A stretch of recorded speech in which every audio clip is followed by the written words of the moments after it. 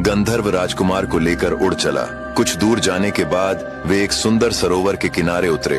वहाँ एक मंदिर था। मंदिर के बाहर एक पुजारी को पीटा जा रहा था और एक सुंदर महिला की खुशी में लोग जुलूस निकाल रहे थे। यह दृश्य देखकर राजकुमार को उसके बारे में जानने की इच्छा हुई और दोनों वहाँ पहुँच गए।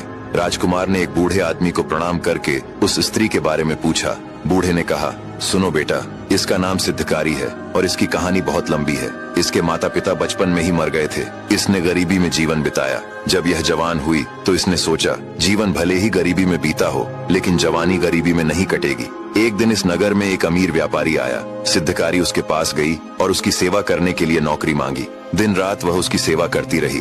धीरे धीरे उसने खजाना चुराने की पूरी योजना बना ली। एक रात वह सारा खजाना लेकर भाग निकली। रास्ते में उसे एक श्मशान मिला। वहाँ एक डोम जलती हुई चिताओं की रखवाली कर रहा था। आधी रात को एक महिला को अकेली जाते हुए देखकर उसे शक हुआ और खजाने की लालच में वह उसके पीछे चल पड़ा। सिद्धकारी भागते भागते एक बड़े बरगद के पेड़ के नीचे पहुंची और जोर जोर से रोने लगी। तभी डोम भी वहां आ पहुंचा। सिद्धकारी रोते हुए बोली, भाई, आज रात मेरे पति से झगड़ा हो गया है। मैं मरना चाहती हूँ। ये मेरे गहने तुम रख लो, बस मेरे लिए एक फांसी का फंदा बना दो। डोम लालच में आ गया। उसने सोचा, जब ये खुद ही मरना चाहती है तो मुझे खून क्यों बहाना। उसने अपनी मोटी रस्सी से एक मजबूत फंदा बना दिया। सिद्धकारी ने आंसू पोंछते हुए कहा, मैंने पहले कभी फांसी नहीं लगाई, मुझे दिखाओ कि ये कैसे लगाते हैं। डोम इतना खुश हुआ कि वह खुद ही गट्ठर पर चढ़ गया और तरीका दिखाने लगा। तभी सिद्धकारी ने नीचे से गट्ठर हटा दी और डोम फांसी पर झूल गया। कुछ ही देर में उसकी मौत हो गई। उस धन से सिद्धकारी ने एक महल बनवाया और शान से रहने लगी और उसने नगर के सबसे अमीर व्यापारी